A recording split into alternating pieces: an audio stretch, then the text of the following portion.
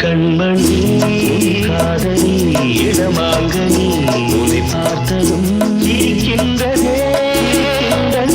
நான் சொன்ன ஜோக்கை கேட்டு நான்